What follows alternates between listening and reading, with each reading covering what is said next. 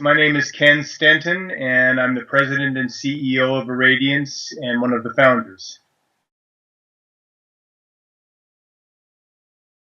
Arradiance has actually been around for about 10 years, although we're really actually very new in the ALD equipment business. We started as a device company with a couple of patents that came with one of the original founders. We were going to make a massively parallel electron beam source for the semiconductor lithography industry using spin tips, a field emission array, along with a silicon microchannel amplifier. And a silicon microchannel amplifier really is nothing but a microchannel plate that is very sparsely populated. So we needed to be able to have some way of activating, some way of holding a voltage, some way of doing secondary electron emission through this microchannel amplifier. And we decided very early on that ALD was the only way we were going to be able to do that. So we actually purchased an ALD tool from the outside and started our experiments with that. And soon found that our high aspect ratio devices were not as uniform as we would have liked them to be. So we ended up developing our own internal tools that would help us with that. And we decided after a couple of years that with doing these devices that perhaps somebody else out in the marketplace had the same issues we did. So we decided to try to package and market the tool as well.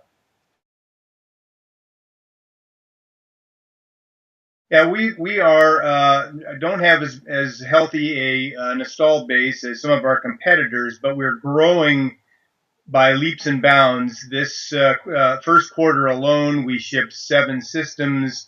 We're going to match that again this quarter. We're growing by about 100% over last year, and we've really only been in the marketplace a couple of years with our Gemstar line, which is the flagship line we have of thermal ALD systems. Arradiance is, as we said, we're a small company, but we have a lot of experience. Our strengths are in system design, in process design, recipe design. One of the things I told you that we had grown, we're growing about 100% this year in our tool revenues and our tool sales, but also in our process development. Our process development is growing by leaps and bounds. We're capacity limited right now. We're trying very hard to scurry around and try to get more internal development resources to be able to do more of this kind of work.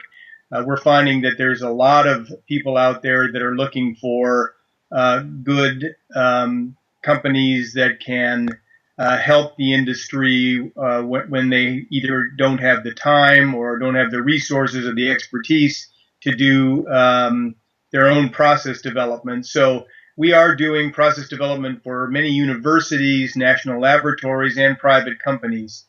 The strengths of the team, you can see by my gray hair here that we have a lot of years of experience. Most of my experience has been semiconductor capital equipment, as are my 2 most senior colleagues. Both of them are also semiconductor production capital equipment. We know how to take a system to market. We know what it takes. We know how to make it user-friendly. We know how to make it installation-friendly. We know how to make it reliable over time. So, even though we have very few people, we have a lot of people that have very much experience.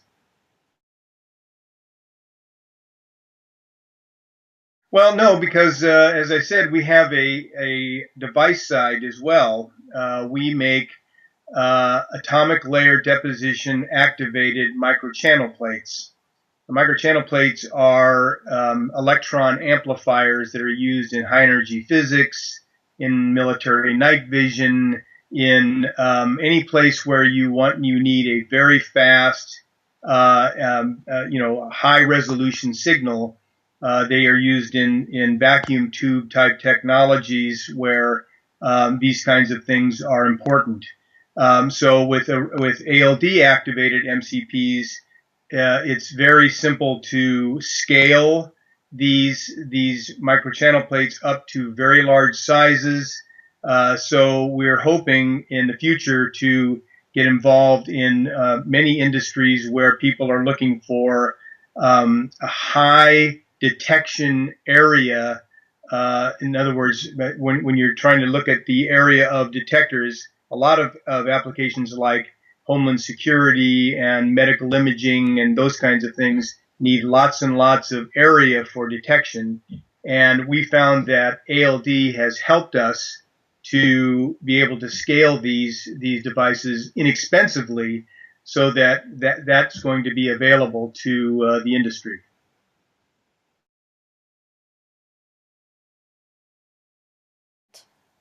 Well, I think the key differentiators are, again, the compact design, the fact that we have many features that are standard, the usability of it, the front load makes it very, very easy to interface, for example, with a glove box. We actually showed one of our tools with a glove box, mated to a glove box at the MRS show last year, where you can look at it it comes in from the side or from the back rather than from the bottom, so you don't lose any space. You don't have to deal with the heat. It's a very nice package for people who have that need, and the Gemstar itself has a lot of flexibility. You can use a lot of different precursors, ozone and ammonia, as well as various other oxides, oxygen. The one thing that we are now still in development with is our plasma tool, which will be out later this year. But the thermal system itself we believe, is the best thermal tool on the market for its price range.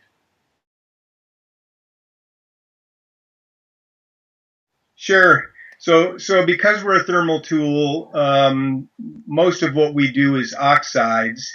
And as you might imagine, we have all of the standard oxides as standard processes within Arradiance: aluminum oxide and zirconium oxide and zinc, titanium oxide. We've actually done a tin oxide that we co-developed with a major university here in the Northeast.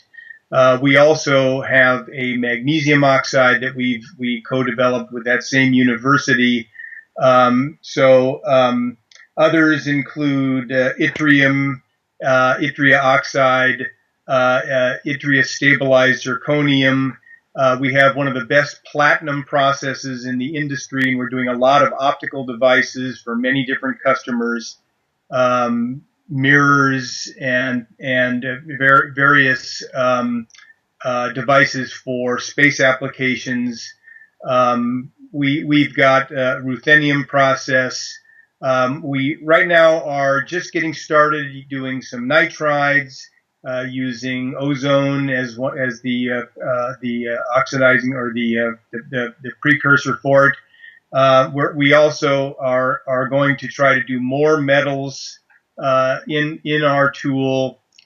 We actually sold to another major university a tool that has a CVD component to it as well. So it has, this was a special request from a very well-known ALD scientist here in the Northeast, who has asked us for both ALD and CVD that can be done in the same process. So that's the way that group is going to be doing more metal research. Well, again, our next step is our plasma tool. We have already got a design. It's underway.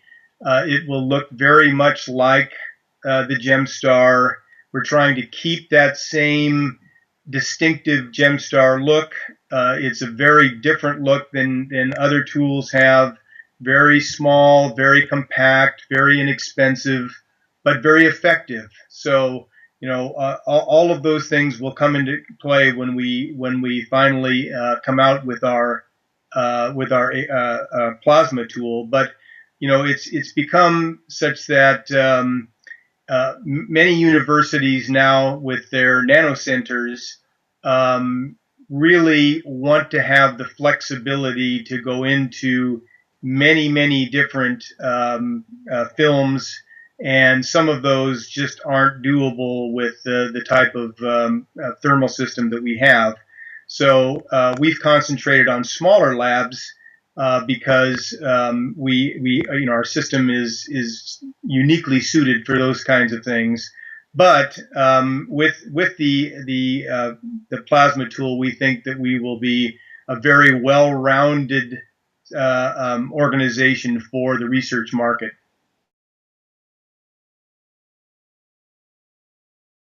Well, I think the message that we have to the ALD community is that continue to do research and find new applications.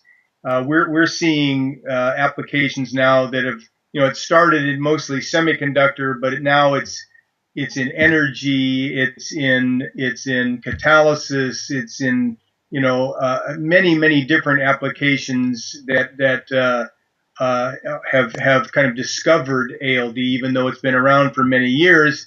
It really is becoming more and more of a important tool to use in all of these researches. And we think that material science is where a lot of the breakthroughs of the 21st century are going to come from the creative use of material science, and ALD is a part of that.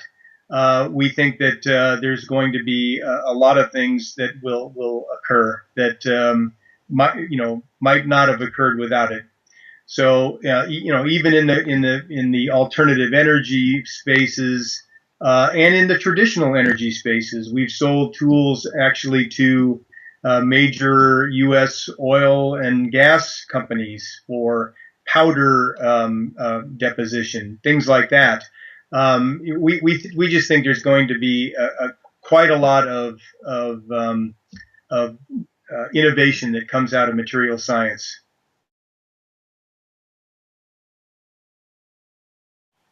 Well, I think that publications like ALD Pulse are really something that kind of ties the community together. The ALD community really isn't that large.